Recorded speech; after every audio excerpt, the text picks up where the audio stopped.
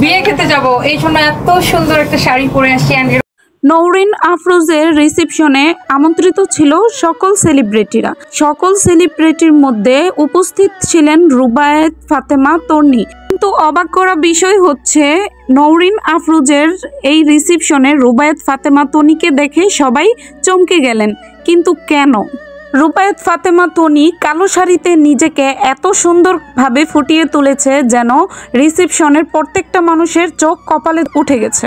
রুবায়েত ফাতেমা তন্নি রিসেপশনে তার ছেলে মেয়েকে আগেই পাঠিয়ে দিয়েছিলেন। পরবর্তীতে রুবায়েত ফাতেমা তন্নি একাই রিসেপশনে এন্ট্রি নেন। আর রুবায়েত ফাতেমার এন্ট্রিতে সবার চোখ কপালে উঠে যায়।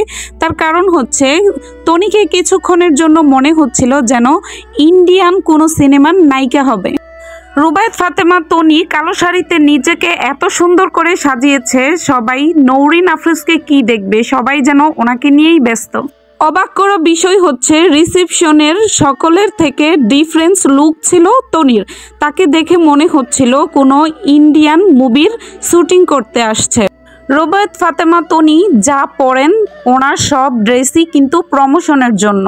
নওরিন আফরোজের রিসেপশনে তন্নি যেই ড্রেস কিংবা জুয়েলারি পরিধান করেছিল সবই কিন্তু তার নিজের ব্র্যান্ডের।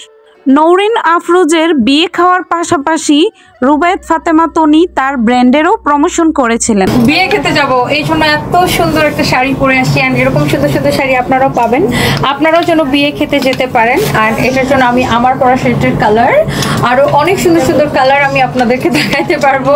এরকম জোস জোস সুন্দর সুন্দর পার্টি শাড়িগুলো এখন আমি আপনাদেরকে দেখাবো। তো কোনটা বেশি সুন্দর কমেন্ট দেখতে চাই সবার। অ্যান্ড আমাকে কেমন লাগতেছে ডেফিনেটলি আরও কমেন্ট দেখতে চাই।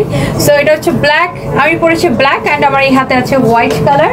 সো লেটস সি কোনটা বেশি ভালো লাগতেছে।